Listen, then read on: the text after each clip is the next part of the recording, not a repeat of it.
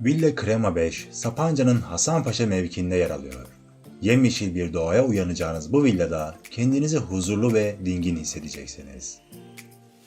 Villa Krema 5, 4 yatak odasında 8 kişiye kadar misafir kabul ediyor. 2 ayrı banyosu bulunan villa, aynı zamanda engelli misafirlere uygun olarak tasarlanmış.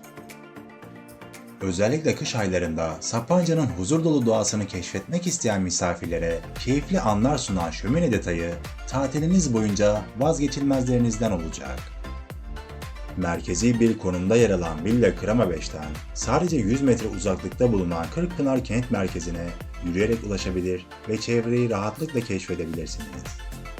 Sevdikleriniz ile birlikte muhteşem bir tatil geçireceğiniz villada dilediğiniz her şey mevcut. Hello Villam. Kiralık özel havuzlu tatil villaları.